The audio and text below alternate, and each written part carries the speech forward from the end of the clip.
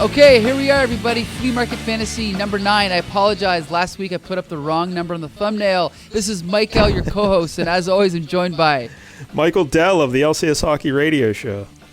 Yes, and this week is actually kind of interesting because I co-host another podcast called Here Comes the Spider-Cast, and so this is kind of a crossover. Not really a crossover, but it kind of touches the same ground because this week we are doing Amazing Spider-Man number 111 from 1972. And this is your pick, Mike-DELL. That is correct. Because when I was a kid, Mike-El, I loved Spider-Man. And to tell you just how much I loved him, every Saturday I had a special Spider-Man shirt that I wore. Really? Yeah. I only wore it on Saturdays. Okay. Because Saturdays are a special day. And I'd reach in. It was a yellow shirt with like red rings on the sleeves and the collar, and then a big picture of Spider-Man on it. And I wore that every Saturday. Do you have a picture of this shirt? No, I do not. But in my mind, I cherish it always. Yeah. Because here's the thing. Okay, I loved Spider-Man as a kid as well. I think my first exposure to him was Spider-Man and His Amazing Friends, the cartoon, right? Yeah, what year was that? Because I love that show. I think it was 81. Sounds about right, yeah. Yeah.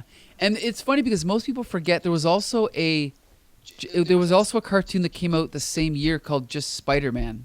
Oh, I don't remember that at all. Yeah. Yeah, and it had a slightly different theme song, but it was this exact same voices, the same animation, but it just didn't have Firestar and Iceman. And it kind of just forgotten because no one talks about it. Yeah. Yeah, but anyway, yeah. So, and then I also, of course, loved the live-action TV show with Nicholas Hammond.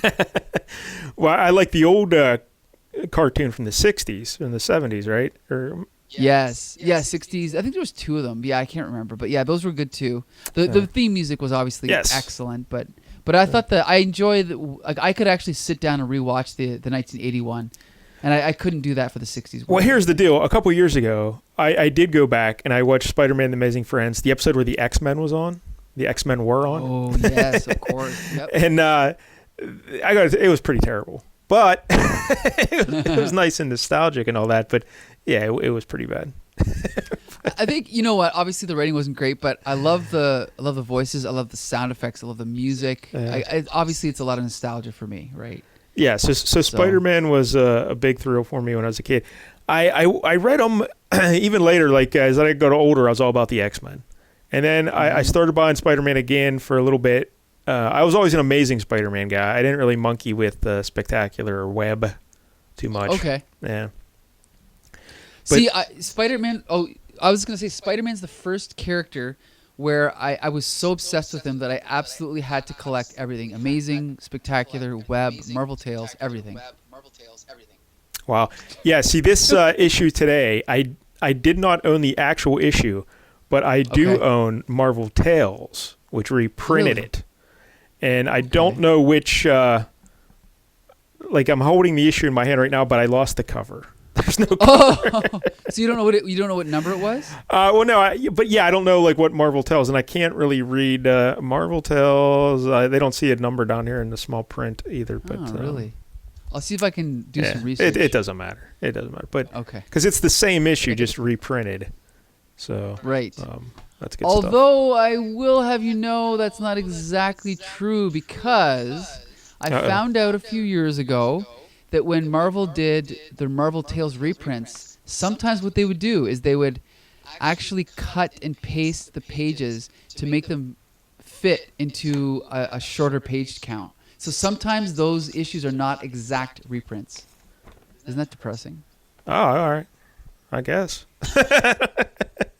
I don't know. When I found that out, I was so horrified. I actually sold all my Marvel Tales for like $1 each just to get rid of them. You were horrified. Wow. Horrified. Anyway. Yeah.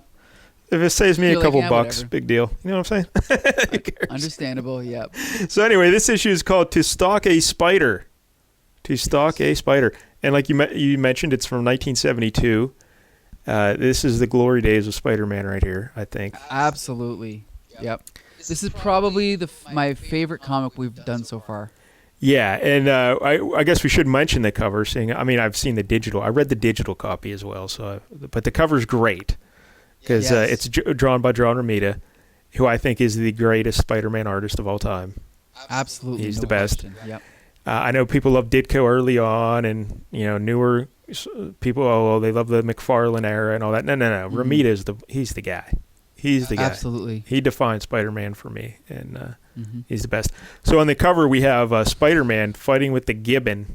Like the Gibbon's got him in a chokehold. And what's the Gibbon saying, Michael? Because there's like a word balloon coming out of the Gibbon. I must obey Kraven. Yeah. Spider-Man must die. And then we see Kraven, like his image floating behind them because he's controlling the Gibbon mentally. Right. And we also got some boxes there at the bottom of the cover, right? What do they say? I'm not looking at the cover. So. Oh, okay. It says Spidey, the Gibbon, and now Kraven, the Hunter. And then there's a little thing. It says, a little explosion thing. It says, it's action all the way. That's right. Awesome. Action all the way.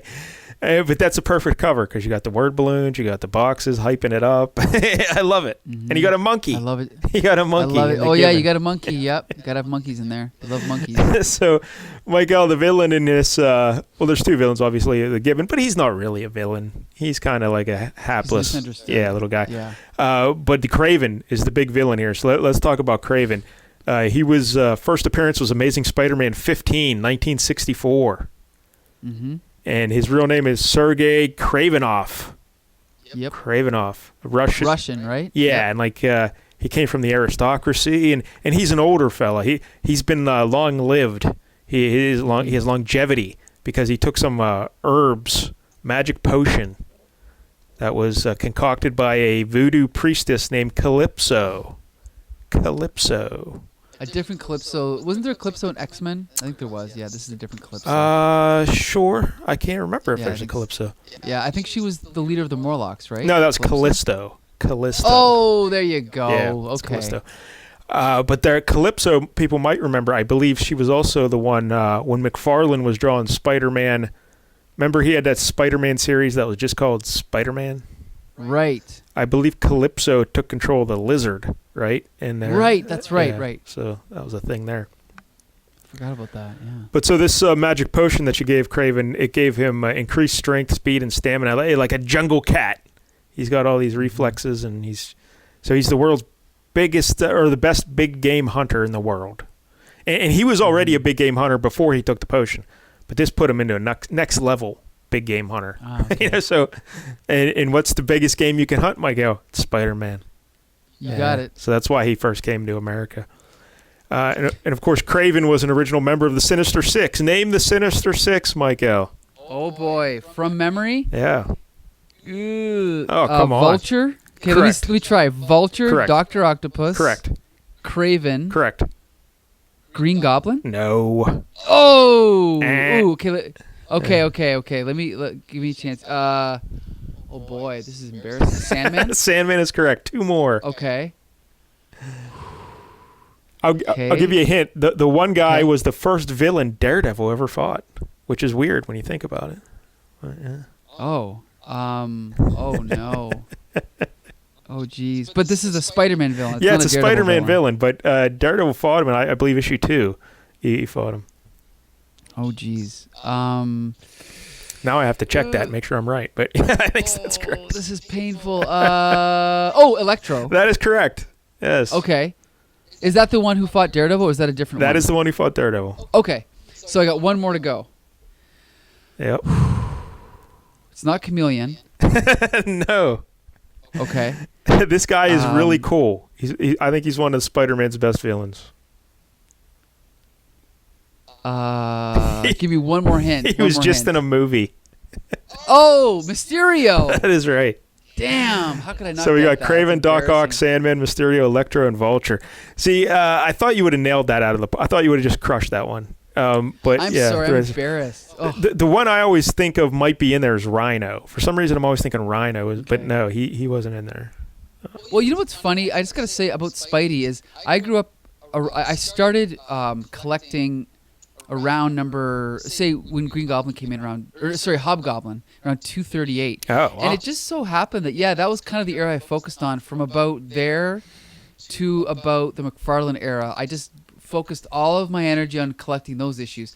And so I do have a lot of knowledge of the old stuff, but it's not complete in any way, So it's not as extensive. And so I'm trying to rectify that now. So I've read the first 50 issues, and now I've jumped to the 80s, and I'm trying to fill in the blanks as I go. When I got the Marvel Unlimited, I read every issue of Spider-Man from 1 until well, after Gwen Stacy died, well after that. So wow. I don't know when I stopped, but I read them all. You also, but you didn't read Marvel Team Up and Spectacular? No. Okay. No, I didn't do any of that. So Kraven is also known for, of course, we mentioned this on last week's show when we were talking about J.M. DeMatteis, but Kraven's Last Hunt, the big storyline where he kills Spider-Man. Wink, wink. They thought he killed him, but he didn't. But yeah. He just shot him with a tranquilizer dart, right, and then buried him alive. Yes, great story. That's like a horror story with Spider-Man in it. But the point was he wanted to prove that he was better than Spider-Man, so he went out and started beating up criminals and was doing it better than Spider-Man. So that's what he wanted to... Showed him. Yeah. And then at the end, Mike-El, he finally fulfilled his life's goal, so what did he do? Oh, should we spoil that? Well, the story's been around for 30 years. I'm sure people know. He offs himself. Yeah, he kills himself. But of course, in all comic books, no one is ever dead. So they bring him back. Do you remember how they brought him back? They had someone resurrect him. I can't remember who. Well, I actually do remember. You mentioned that Todd McFarlane story. He was actually back. I'm not sure if it was really him, but at first when Calypso came back, she was employing a Kraven with a giant shotgun wound in his face. Do you remember that? No, I don't remember that. Half of his head blown off, yeah. And then I think he came back for real later on, but I'm not sure how they did it. Yeah, he did come back for real then later, but okay. I'm not sure. And then I guess they went back and they filled in his backstory. So there's stories now that he was approached by Nick Fury to be one of the original members of the Avengers. All that stuff, when I hear that, I just... Yes. I have to avoid it. Yeah, I just know. Stop. Come on. Yeah, it's nonsense. I don't want to believe any of that.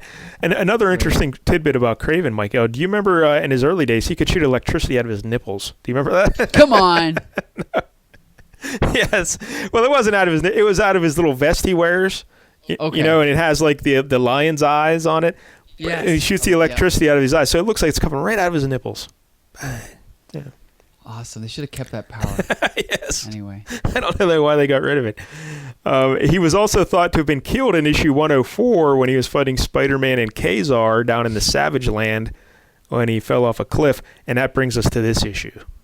Oh, and he brilliantly explains how he survived that, right? Because we get the issue opens with a splash page of Kraven jumping down onto a rooftop when the Gibbon's down there. Well, I guess we should explain who the Gibbon is. Maybe that would help.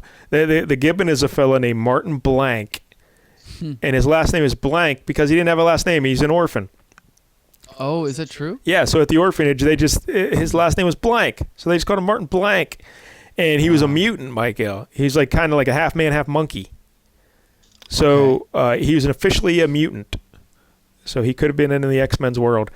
He grew up all lonely and angry at the world, and but he decided he wanted to be a superhero, so he got a monkey costume, like a Gibbon outfit, and he put on the Gibbon outfit, and he went out to fight crime. And in the issue before this, 110, he approached Spider-Man, and he wanted to be his partner. He wanted to help him fight crime, and Spider-Man told him to go spit, go kick rocks. I'm not going to be your partner. Now Spider-Man was trying to do him a favor. Because Spider-Man knows that the superhero biz, it's tough. You shouldn't get into the superhero business. Go be something else. Go be an accountant or, I don't know, a mechanic. Don't be a superhero, Mike-El. I have had that same conversation with you many times. Because you always want to put on your leotards and go fight crime. Do not do it, Mike-El. This is true. You got me. Do not. But while you appreciate my level-headedness and my concern for your safety, the Gibbon gets really sad and angry, and he doesn't appreciate. And he kind of wants to beat up Spider-Man. So he's kind of that's his. So let's back up here for a minute. So he's a mutant. Yes. But he also puts on a Gibbon suit. Yeah, like that suit he's wearing you see in the comic, but that's a suit. That's sure, yeah. That's not his furry body. I just always think it's funny when superheroes or villains have these sort of convoluted origins where they have a little bit of power, but then they also kind of add to it by, you know what I mean? Like where it's like the writers couldn't figure out how much of their powers they were born with, how much they gained later, how much were part of their suits. You know what I mean? But anyway. And I think back then in the early 70s, the mutant stuff hadn't been explored fully yet. You know? Right. So I'm sure they weren't sure how to do it. And I don't know, maybe he wasn't a mutant at this point. Maybe that was a retcon. They added him back. But he's officially recognized as a mutant nowadays. Okay. But I don't know. Yeah, so maybe they added the mutant stuff. Who knows? Maybe he was just considered a freak back then. But he did get the monkey outfit. So that's nice. Now, his first appearance was in Spider-Man 110, so we just missed it. But he did join his own version, not as classy or as well established as the Sinister Six. Do you remember the team of supervillains that he was part of?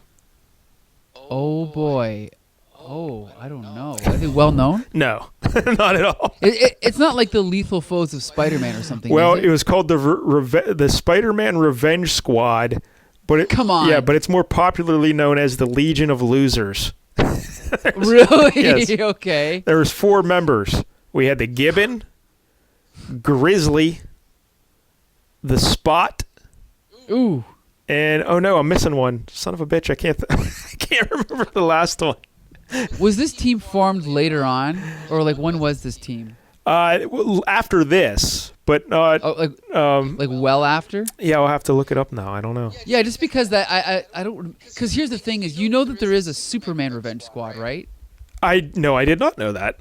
Yeah, it's got to be a play on that, and that's from the '60s. So I don't know. I think it's. Just, this is a gag, like a. Yeah, this is after that.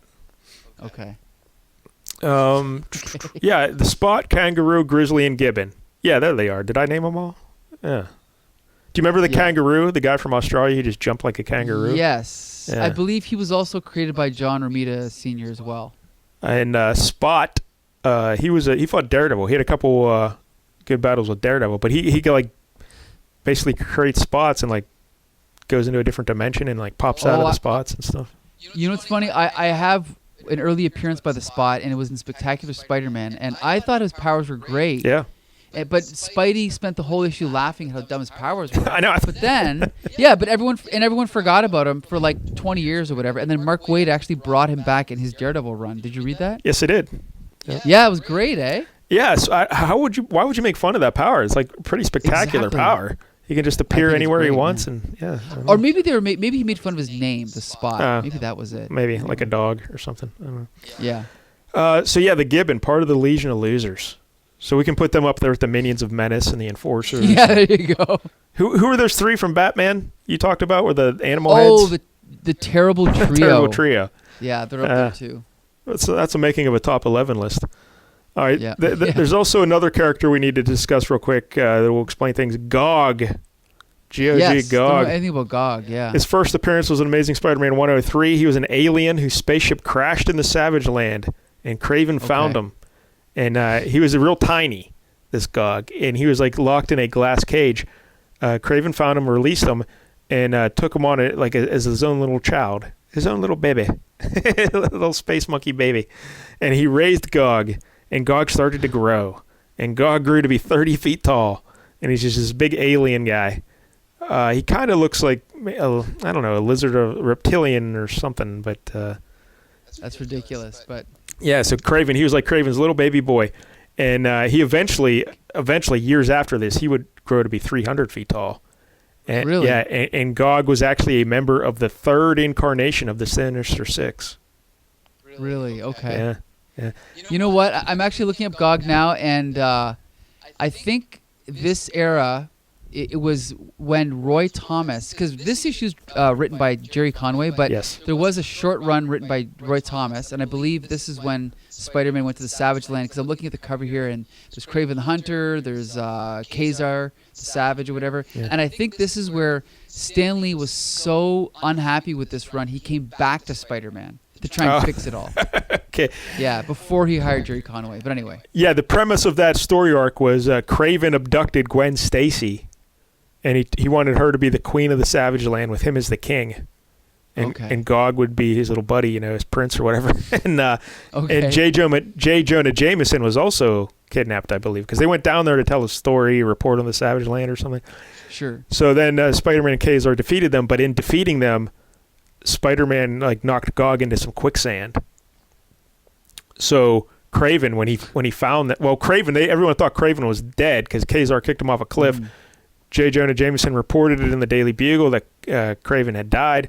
But Mike-El, we learn in this issue, because when Kraven lands on the roof and he's talking to Gibbon, he's trying to lure the Gibbon to help him fight Spider-Man. So he fills him in on all his backstory. And see, this is how you do exposition. You have someone come in and Gibbon doesn't know the story. The readers need to hear the details. So Kraven is telling the details to Gibbon. Works perfectly. So Mike-El, tell him what happened actually in the Savage Land.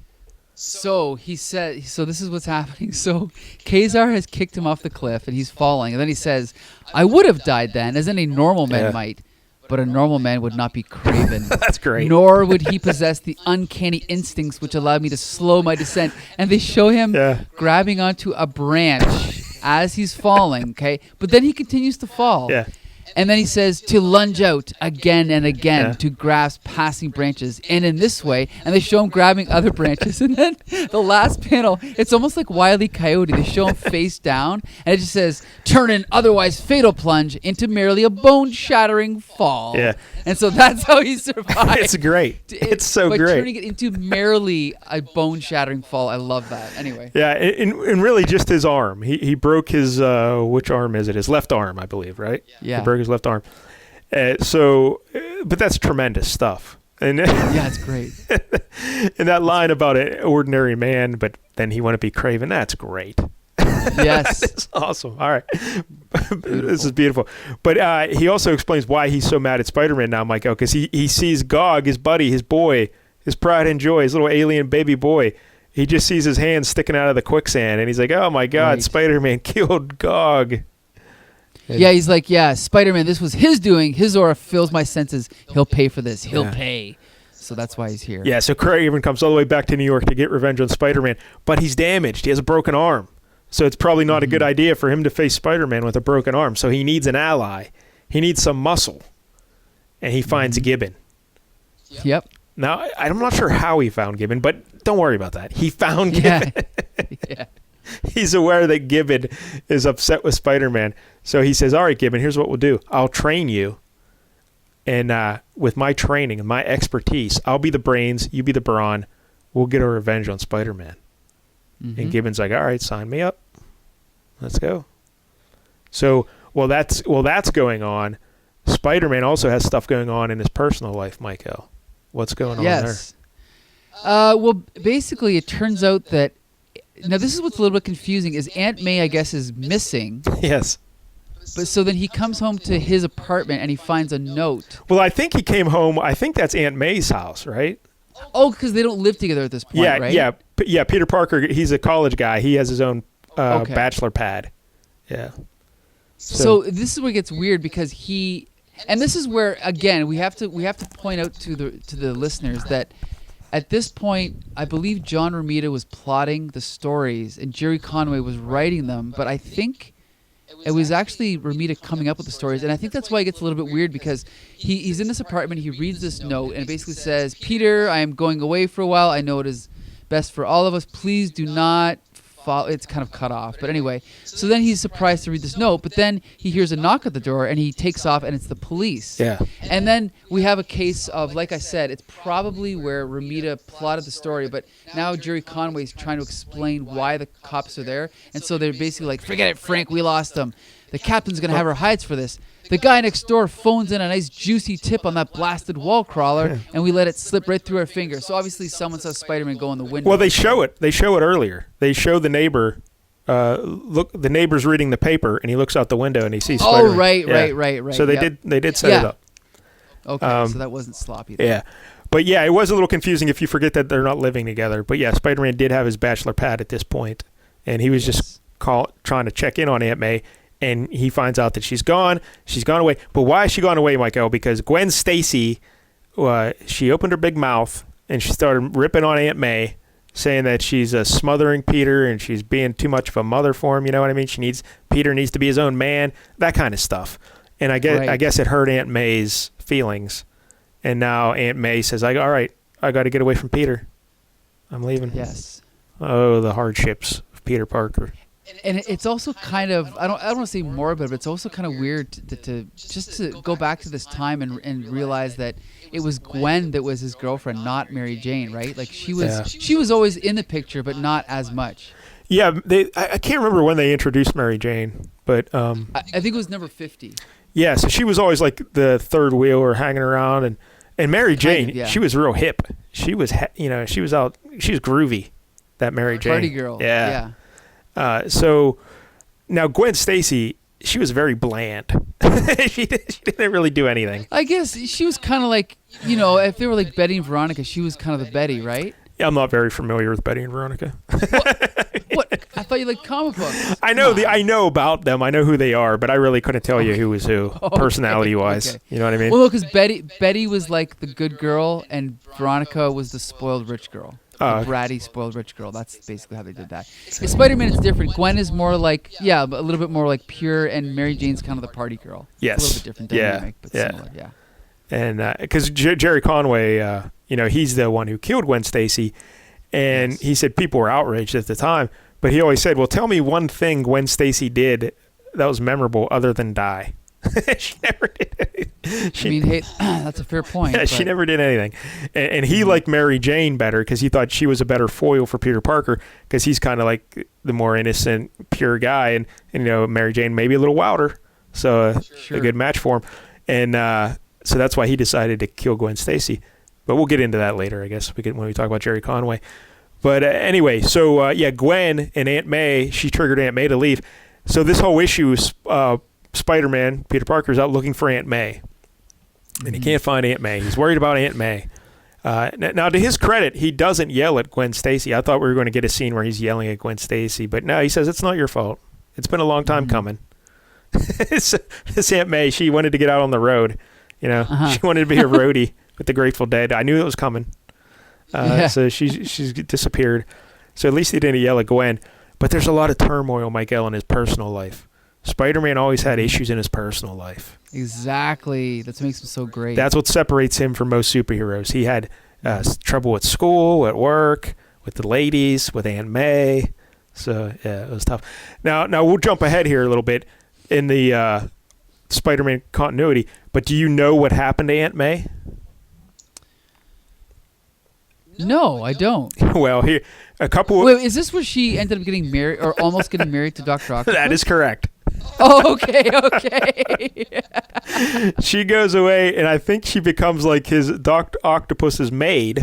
She gets a job as his maid, and then they fall in love. Brilliant. I love it. Because, that Aunt May, she was smoking hot. So wait, and I believe the title of that issue was My Uncle, My Enemy, wasn't it? Or am I wrong about something like that? Now, I can't remember, but I believe like Doc Ock knew that Parker was Didn't he have a hunch? Or that's a good question. I think that's why he was doing it, because he had a hunch that Parker may have been Spider-Man. But yeah, so Aunt May and Doc Ock almost got married. That's great. Brilliant. I love it. I don't know what issue. I think that was about 10, 12 issues from now, I think. Yeah, something like that. I think it was Gerry Conway and John Romita again, from what I remember. Yeah, I would imagine, because they pretty much did this whole run. So, all right. So that's what's going on with Aunt May, but we don't know that yet. But yeah, Spider-Man's out looking for her.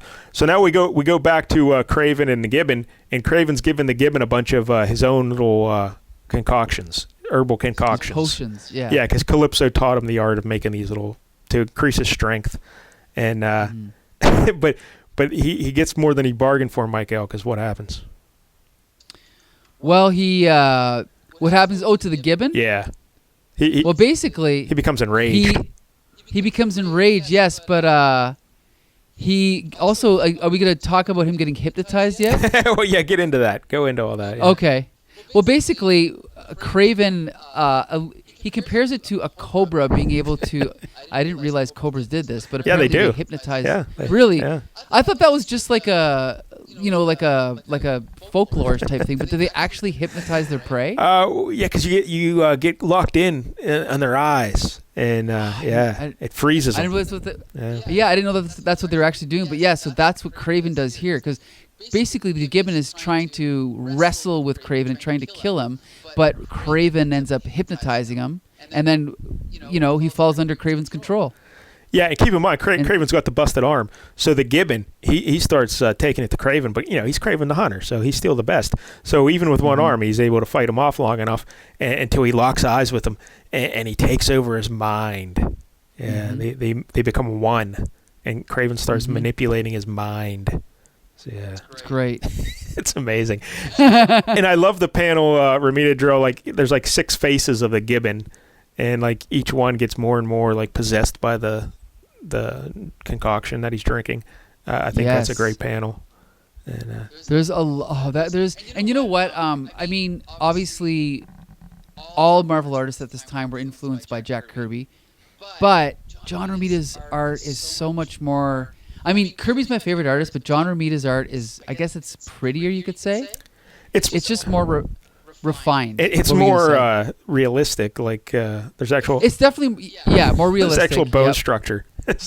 Well, you could say that, yeah. But it's more than that. It's like, it's definitely more realistic, you're right, but it's just so appealing. It's like every panel looks good. And when Romita draws Spider-Man, it's like every panel of Spider-Man could be used for merchandising. Like you could put it on a box and sell a toy, or use it as a poster. They're just all perfect. In my younger days, I hated Jack Kirby because I thought his art was like hokey and goofy. Now, the older I got, I realized the importance of what he was doing and the storytelling and composition and that kind of stuff. He's great, spectacular.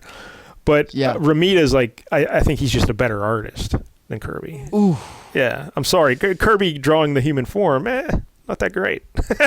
you could argue. I think you could say that Romita is a better illustrator, like a better figure drawer. Yeah, because when you say better artist, that's obviously subjective. Like, what's art? Is it the storytelling, or is it? Yeah. So I get Kirby. I get why people. I get that.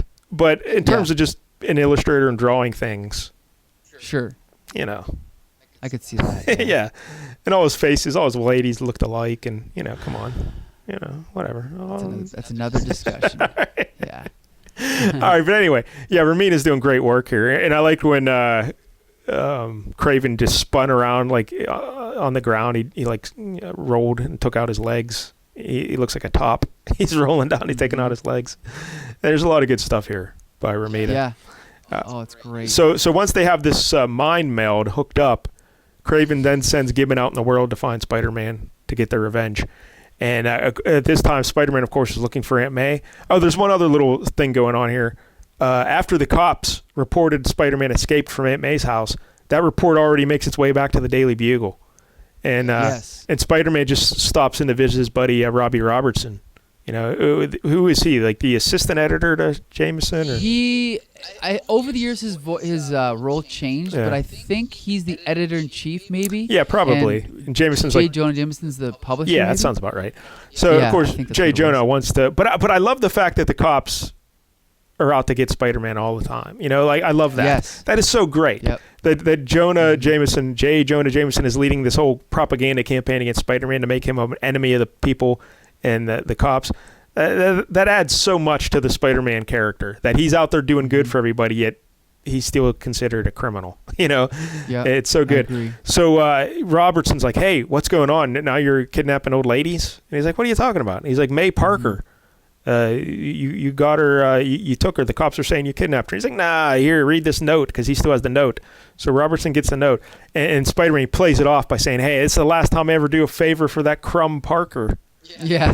that crumb. Uh-huh. What a nasty insult. Yeah, he asked me to go in and get this note for him, and I do it, and now everyone thinks I kidnapped his aunt. So he goes, I hope that worked. I hope Robbie doesn't suspect. So then Spider-Man leaves. Jameson comes in, and he's all fired up about it. He wants to do a front page story on how Spider-Man took this old lady and all this stuff. And Robertson gives him the note and says, nah, he didn't. Here you go. Here's proof. But now J. Jonah, he has a dilemma.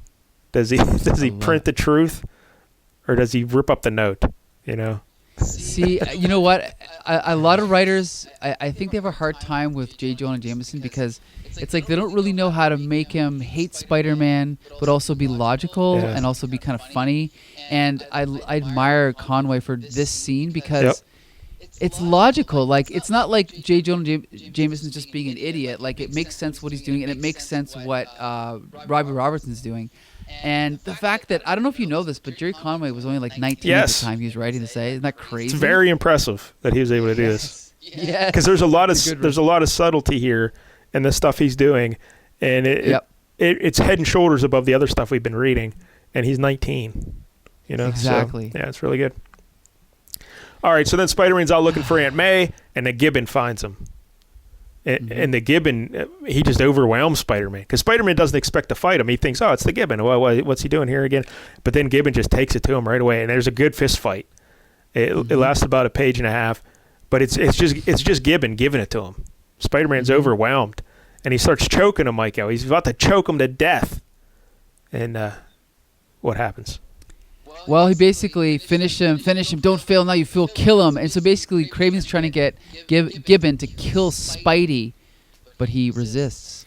No, I won't do it. And then in that moment, he sort of freezes, and so Spider-Man is able to kick him off.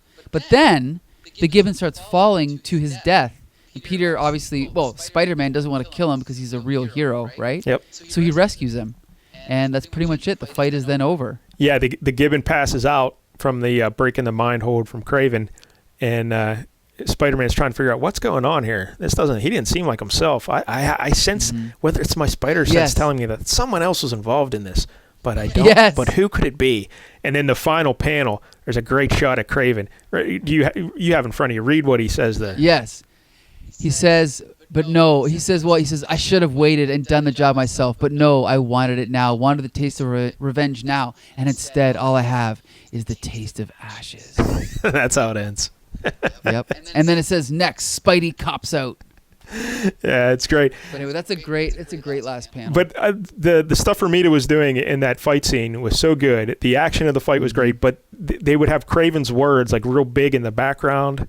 And lettered like kill. It's great. Finish him, kill. I love it. And you know what? The thing I love about this era of comics is that everything fits together. It's like we said. It's like the writing and the art and the lettering. Yes. Even the lettering. It's like it's all one cohesive thing. And sometimes with the 80s comics that we read, it's like maybe the writing will be good or the art will be good, but like even the Ghost Rider one we read, right? Yeah.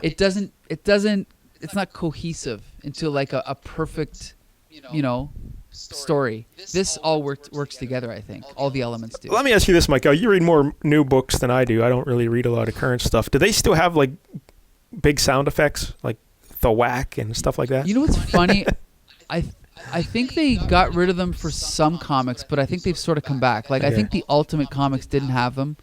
I think they pretty much got rid of them. Some comics have them, but they've also pretty much gotten rid of thought bubbles. Yeah, and that's a mistake. That's a mistake. I agree. I also, this era of Spider-Man, you also had the narrator box, the yellow narrator box. An interesting thing about the thought bubbles, though, I was wondering, when Spider-Man's going into Aunt May's house to get the note, he's talking to himself. And I was like, why aren't these in thought bubbles? But I noticed that too at this era. Sometimes you're right. Yeah, they could have just made it a thought bubble, but they don't. I don't know why. But yeah, that's the stuff I love about the comic books. The narration boxes, the thought bubbles, the big sound effects. That's great stuff. Yeah. Well, the thing is because now you take out all that stuff, and that's why comics take 5 minutes to read now, right? Yes. And these old 60s ones or 70s, they took like 30 minutes to read. Yeah, the early Spider-Man, Stan Lee he didn't skimp on the words. He put in a lot of dialogue. Yes. Those Steve Ditko, Stan Lee ones, those took a long time to read. Yep. All right, Mike-El, so that's the issue. We were talking about Gerry Conway. Yeah, let's talk more about Conway because he has a pretty interesting story. He was born 1952, Brooklyn, New York. All these early Marvel creators are all from like Brooklyn, the Bronx. They're all from New York. Right. He had a fan letter published in Fantastic Four number 50 when he was 13. So that's pretty cool. Really? Yeah, I like hearing that stuff. His first published work was a 6-page story in DC's House of Secrets 81 in 1969. He was 16 years old. It's amazing. Wow. So you may be asking yourself, how does a 16-year-old become a comic book writer? Well, Mike-El, I'll tell you how it happened. When he was a kid, when he was like 15 years old, DC Comics used to have tours every week. They would let people open tours to the public. He could come in, go through the offices, and he would go to these tours, and he would just drift off and go off on his own, and he'd wander around the offices, and he would just meet editors and writers and artists, and he would always ask if they had anything he could do. And they would always say no. So he did that, though, like every week for about a year. He would always just go. So he was always around DC's offices. And one day, a guy thought he actually worked there. And he gave him an assignment to write a page story. That's amazing. So 16-year-old Gerry Conway, he went and he actually wrote the little story there. He turned it back in, and the guy said, all right, yeah, this is good. What's your page rate? And Conway said, I have no idea. This is the first time I ever. And so the guy was kind of shocked because he thought he actually worked there. Well, that's the way Conway tells it. Like, he thinks that guy thought he worked there, but maybe the guy didn't. But anyway, that's how he got into the business, by just hanging around DC to the point where people got so used to seeing him, they gave him something to do. Jeez. Well, that's why it took me until, I was like, still volunteering until I was 30. In video and film, because I didn't do that when I was 16 and I should have. Clearly, right? Yep. Like, that's how you break into these industries. But anyway. And back then, it was just a different era. The 60s, I mean, you couldn't even get through security nowadays, but back then you could just walk around. So he spent 3 years writing for Marvel and DC, doing like different horror anthologies, and he became buddies with Roy Thomas. Again, Roy the boy. Every week we mention Roy Thomas on here.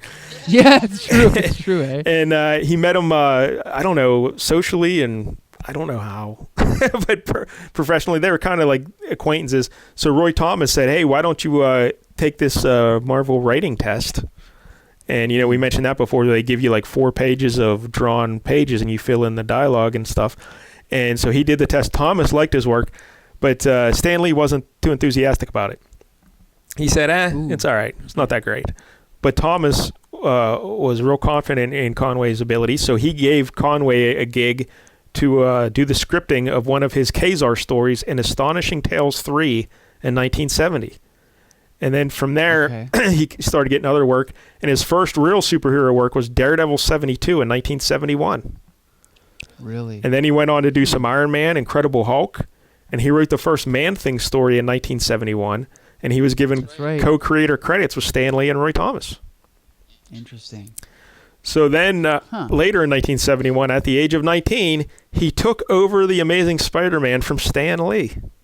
Incredible. Yep. And his run spanned from issues 111 to 149, and that included the death of Gwen Stacy, as we mentioned. And he also introduced a little guy known as the Punisher. Right. That's right. I forgot about that, yeah. And his original plan for the Punisher was just to be like a B-level Spider-Man villain. And look what happened. Yep. Yeah. How about that? Well, I can ask you now, because you've read his run, how does it compare? Because I've only read scattered issues, but how does his run compare to Stan Lee's? Wow, it's this was a couple years ago I did all this. I enjoyed it. But again, I did quit at some point, so... So you didn't make it all the way to 149? I don't think. Because what issue did Stacy die? What was that? Like 121, I think? Okay, so... Because eventually what happens, Mike-El, is they kind of brought Gwen Stacy back, even though the real Gwen Stacy is still dead and has remained dead. But they brought back a clone of Gwen Stacy. Yes. Yeah, I know about that. And then there was a clone of Spider-Man that he had to fight, and so I kind of got lost interest after that. I don't think I stayed long after that. Well, here's the thing. I was introduced to Gerry Conway through Spectacular Spider-Man and Web of Spider-Man in the late 80s. I'm sure you were reading Spider-Man then too, right? I don't know, in the late 80s, I don't think. So that would have been around the same time McFarlane was doing Amazing Spider-Man. See, I came in I started buying it regularly right when he left, I think. And then Eric Larson was the artist when I was reading it again. Oh boy! So you've never read McFarlane's run? I did. Like I got in right at the end of it, I think, and I read some of the stuff, but I didn't read the whole thing. No. Well, it was it was an exciting time. It wasn't as good as the era that came before it, but basically David Michelinie was writing Amazing Spider-Man, and McFarlane was drawing it, and then Gerry Conway because Gerry Conway. This is now his third run because he did Amazing, then he did Spectacular Spider-Man. Yep. The first couple years of that. Then he came back a third time and did Web and Spectacular at the same time for 3 or 4 years or whatever. From 88 till 91. 88 to 91. Okay. Yeah, so on Spectacular he was teamed up with Sal Buscema, and on Web he was teamed up with Alex Saviuk. And honestly, I think those, at the time I didn't like them as much as the McFarlane stuff, but looking back they were much better. They were much better written, I thought. So yeah, if you and he actually comes back once in a while, like now, like he did a Carnage series a couple years ago, and I think now he's doing scattered issues of Spider-Man, so he's still around. But yeah, he's actually a really good writer, I think. Yeah, so after he did the Gwen Stacy stuff and his run ended on Spider-Man, he went to DC and he worked on All-Star Comics, and I think those are the Golden Age heroes, right? That were brought back. Yes, it was a continuation of the comic that the Justice Society appeared in. Yeah. So he brought them back then. And then at DC, he also wrote the Superman vs. Spider-Man crossover. Right. Both companies approved of him to write it. Then he one of the reasons why he left Marvel, Mike-El, was because he was upset that when Stan Lee stepped down from editor-in-chief and then Roy Thomas stepped down, that they didn't name him editor-in-chief. Because he thought he was being groomed for that job, and at the time he was like 23. Yes, ridiculous. Yet he was so upset that he let that he just expected to be editor in chief at 22, 23. So he went away. Then he came back to Marvel, and they did name him editor in chief in 1976. And he lasted 3 weeks. Yeah, right? He was 24 years old. He lasted less than a month, but it sounds like Marvel at the time was kind of a shit show, right? Because they in the early days of Marvel, they did 12 stories, 12 books, that was it. And then by this time they'd expanded about 40 different titles. So they had all these, and they still didn't have a lot of editors or a lot of editor assistants. It was, it was pretty much Stan Lee overseeing everything back then, and then he stepped down, and so they brought in these other guys, but they still didn't have the editorial system wasn't set up properly. So you had people doing their own things. Like each writer would have 4 books, and they would just answer to themselves pretty much. And so when he came in as editor-in-chief, he was trying to oversee everything and to run it like an actual operation the way it should have been run, and the editors resented it. They didn't like it. So he just said after 3 weeks, he's like, screw this. He stepped down, and he just became a writer-editor so he could have his own little realm like everyone else. And he said, let someone else worry about the headaches. And Archie Goodwin took over, I believe, after him. So, but yeah, at 24, he was editor-in-chief, and he was pissed that he wasn't editor-in-chief at 22. That's right. Do you know what I was doing when I was 22? I was working at Blockbuster Video, okay? I don't think I was even working. I think I was a drifter. Yeah. I was hanging out in soup kitchens and under bridges. That's what I was doing when I was 22. Then he did come back, we mentioned, and he wrote Spider-Man and Web of Spider-Man. But he became very successful, Mike-El, in TV. Yes. I wasn't aware of this at all. Oh, yes, the Father Dowling Mysteries, right? Well, he did much more than that, but he's a writer and a producer in TV series such as The Father Dowling Mysteries, Diagnosis Murder, Matlock, Jake and the Fat Man, Hercules, The Legendary Journeys, Baywatch Nights, Pacific Blue, Silk Stockings, Perry Mason Telefilms, Law and Order The Huntress, and Law and Order and Criminal Intent.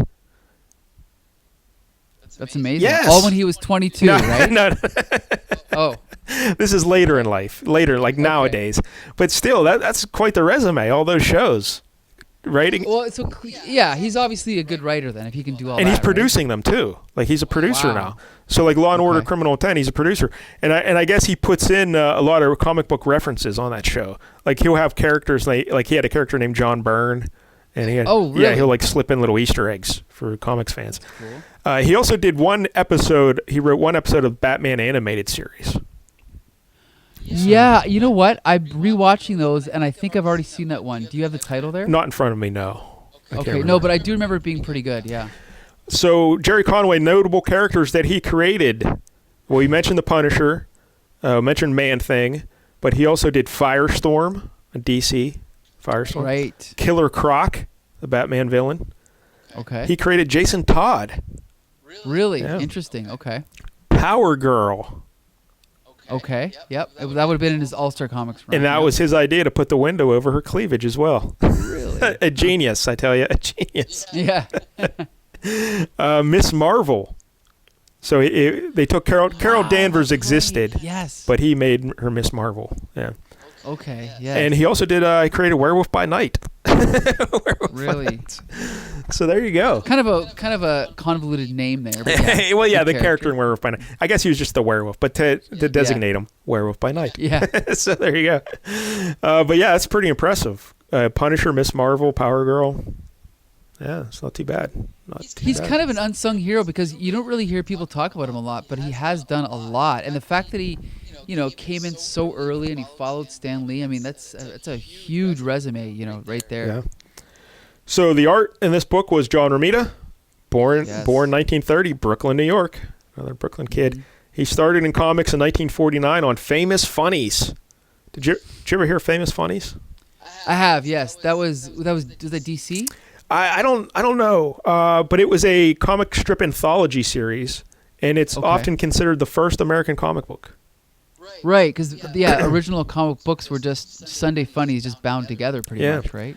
So then he worked for Timely Comics, and then that became Atlas Comics. And when for Atlas Comics, he did the revival of Captain America in the 1950s. Get out! In 1954, he was drawing Captain America. Yep.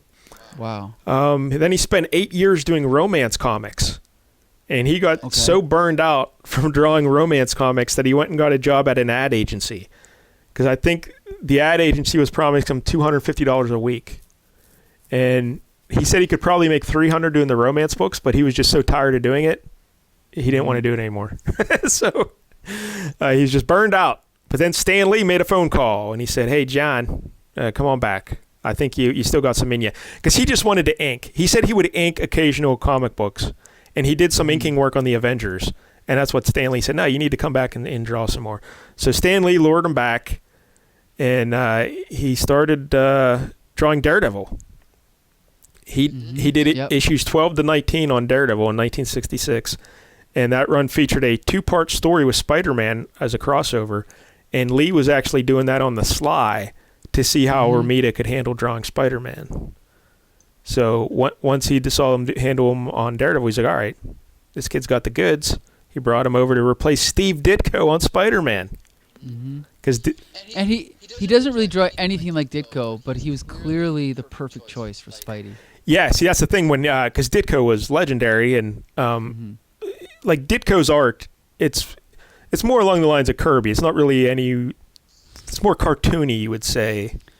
Well, I don't think he draws anything like Kirby, but he's equally as unrealistic. Yes, that's what I meant. It's like abstract. You're right. He's like abstract and almost like impressionistic. I'm not an art expert, but it's more about the way the characters feel, it seems. Yeah, he would evoke emotion more than like actual body anatomy and stuff. So when Romita took over the job, he said he tried to mimic Ditko, and because he was convinced Ditko would be coming back, so he thought, well, I'm only going to fill in for a little bit, so I should keep it so the fans, don't get too upset. We'll keep it kind of like Ditko.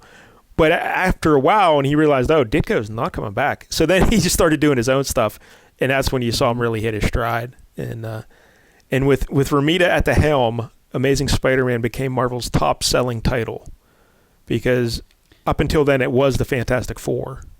They were always... Oh, see, I didn't realize that's what made... Okay, so then that's when it became number one. Yep. And so John Romita, but he was doing all the Spider-Man stuff, like any promotion for Spider-Man. So if you're of our age, early 40s or late 30s, you grew up seeing John Romita Spider-Man everywhere, because he would be the guy drawing it for all the promotional stuff and everything. Romita replaced Ditko, and he did issues 20 or I'm sorry. What am I doing here? I'm jumping ahead. So it was 39, starting at 39. Yeah, right? 39 to 58. Huh. Then he came back though. Yeah. He did. Yeah, he did 38. That may have been like in a row, but then I think Gil Kane would come in and then Romita would ink him. Yes, because at first Romita was doing all the art, and then he would just do the inking and the finish. I don't know if he did finishing, but just the inking. So he was always involved in Spider-Man. But are these numbers correct? Did I write that properly? It seems like that's too early. I'm going to look him up. That's too, but no, I guess that's right. 39 to 58. Too early well, because I've got a list here of stuff he penciled. It was 39 to 58, then 67, 72, 82, 83. And it's kind of like back and forth until 132 was his last issue. So I think those in-between ones were probably drawn by Gil Kane. Yes. And he just inked them, yeah. There's also who was the artist after Romita? Ross Andrew. Ross Andrew, yeah. That guy was good too. He was good. You know, apparently people didn't like him at the time, but yeah, I really like him. Yeah, I don't think he gets the respect he deserves. Maybe we'll talk about him at some point. But yeah, so I think the way it looks out, all the scattered issues, he did 23 scattered issues up until issue 132. Mm-hmm. And that's completely drawing and inking. And then the other times he was doing covers or he was just inking. So he was always involved with Spider-Man basically from issue 39 to 132. He was just always a presence at some point. Yep. So, yeah. And he also drew the Spider-Man newspaper strip from 77 till 1990. How about that? 1990? Yeah. Really? Okay. How about that? The other interesting thing, he was strictly a Marvel guy. Like all these other creators back then, you always hear him bouncing back and forth. Nah, he came back to Marvel. Like this stuff, the romance stuff he did early was for DC. But once he came back to Marvel, that was just Marvel the rest of the time. That's it. Yeah, that's true. I think the only thing he's done, he might have done, I think he did a Supergirl variant cover. Oh, okay. Like in recent years, like 5-10 years ago. But other than that, that is it. You're right. He was inducted into the Will Eisner Hall of Fame in 2002. And, of course, his son is John Romita Jr., whom I also love. Yeah, when I got into the X-Men, that's when John Romita Jr. was drawing it. And then he also had a run on Daredevil after that I really liked. And he's become super famous. Probably, do you think he's even more well-known than his dad now? Well, in a way, but the thing about him, though, is that unfortunately a lot of people don't like his art. Yeah, it's unique. It definitely has a distinctive style. Because you remember how earlier I said that John Romita Sr., his art is prettier than Jack Kirby's? Yeah. I think that's the problem with Romita Jr. is that his art is great, but it's not like his people are not pretty. They're like when he do it, like he's perfect for like the Punisher, right? Like drawing gangsters and thugs. Yeah. But when he draws Spider-Man, like Aunt May looks like a walking corpse, and like Mary Jane looks like gaunt and like sickly. You know what I mean? Like he's just not good at making people look appealing, but it's still great art. Well, I think that style evolved over there because you look at his early X-Men stuff. It was pretty good. I mean, like yeah. Like it didn't. I know what you're saying though about the face. Like especially the faces, like the noses would be big and flat and stuff a lot of the times. Right. Yeah, I think that style kind of evolved and he really found it. But yeah, he's really good. But his dad's better. I like his dad. His dad is better. But Junior is still one of my favorite artists. Yeah. Like right now, he's probably my top 5. Like of people who are working right now. But John Romita Jr. or John Romita Sr. during the Spider-Man run, this is as good as it gets for comic book art. I think this is perfect. I agree because it's not too cartoony, but it's not too realistic either. It's right in the middle, right where you want it. Authentic. I agree. Yet cartoony enough that it seems like a comic book. I love it. Yeah, I agree. And what's funny is that it's not just nostalgia, because even when I was reading Spider-Man comics when I was, say, 13, 14, and McFarlane was doing Spider-Man, even when I picked up an issue of Marvel Tales, if I saw a story by John Romita Sr., I was just blown away, So even though it was 20 years before my time, I could see how good his art was compared to the other stuff that was out at the time, Yeah, I like this is as good as it gets. Comic book art, bang, right here. John Romita Sr., Spider-Man. I'm probably going to have to do other Spider-Man issues at some point. I want to do the one where I can't remember.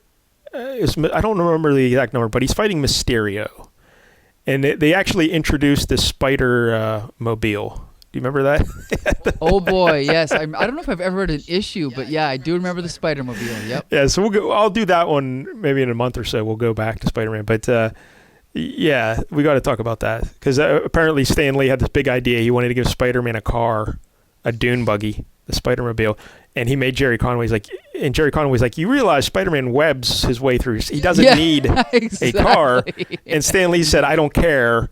Do it. Awesome. So they gave Spider-Man a car, but then they sank it in the river the same issue. It's great. And then, that's what I love about Spider-Man 2 is there's always that slight element of humor in there, Yeah. I love it. Anyway, Spider-Man, yeah, he was my favorite superhero as a kid, and I still love him. He's great. So there you go, Mike-El. Spider-Man 111. I think 1 to 10, I'm giving it a 9. I think this is rock solid. Yeah, I'm going to give it a 9. I mean, like you said, this is Comics 101. The writing, the art, it all fits together perfectly. I wish there was more comics like this nowadays because I'd buy them. But yeah, this is, again, it's not like a masterpiece, but if you want to read a comic book, this is a superhero comic book. Exactly.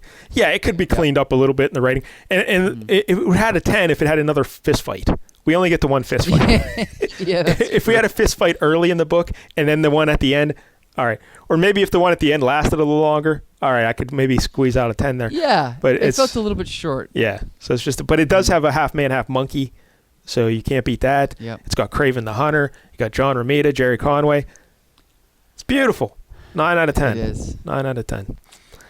All right, so that wraps up this week. Would you like to hear my pick for next week? Yes, because you teased it earlier before the show. You teased that you got this big pick. And Mike-El, you've been planning this pick since before we even started this podcast. You've been looking forward to this day. Because this is another comic that I had as a kid, okay? And just based on the memory of the cover, I tracked it down at a comic convention, okay? Okay. And I haven't read this in like 40 years, okay? So this is, remember how I said we're going to do a non-superhero book and you were surprised by that idea? Yes. Well, here we go. This is the first one. You ready? Oh, no. House of Mystery, number 313, okay?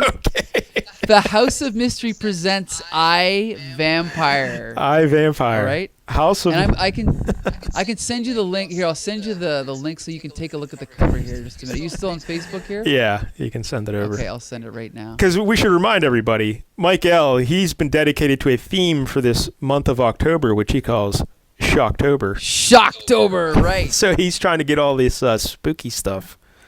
But, yes. So it's funny because I don't know if you can see the cover yet, but when I saw this cover as a kid, I naturally thought that this person on the cover, who looks like Dracula, I assume it's Dracula, but yeah, I thought this was like, oh, it's obviously Jack Palance, because there is a version of Dracula starring Jack Palance, but now that I look at it, it doesn't look anything like Jack Palance. Not at all. Doesn't look anything not like at all. No. He's got his hair looks like Rogue. He's got the yellow skunk streak, right, or the white skunk streak right down the middle. How about that? So yeah, I can't guarantee this is going to be good, but I am super excited to read this. Okay. Yeah, so it's a Shocktober special pick. Yes. And it's from February 1983. Mm-hmm. That's pretty late for the mystery horror genre, right? Were they still? I didn't realize they were still doing them in the 80s. Yeah, it kind of sputtered out until about then. But this is right around. This is the same year. Like, you remember we did that Brave and the Bold with Superboy and Batman? Oh, how could I forget? Yeah. This is right around the same time. So, this is right when I was getting into comic books. So the artist is Adrian Gonzalez, who I have no knowledge of. The letterer, Adam Kubert. How about that? Oh, he must have been a teenager then. Yeah, probably. Hey? I don't know. Yeah. So how about that? And then Dan Mishkin, co-creator of Amethyst. I have no idea what that means. Okay. Well, trust me, you're going to find out, okay? All right. Fair enough. Anyway. Okay. So that wraps up Flea Market Fantasy number 9. This time I'll get the number right, I promise. And we'll have our listeners know that we will soon be, if all goes according to plan, we're soon going to be on iTunes, right? Correct. And Spotify? Sure. All right. So, yeah, there you go. Flea Market Fantasy. Thanks again for joining us. We'll see you guys again next Tuesday for our review of the House of Mystery number 313. See you next time.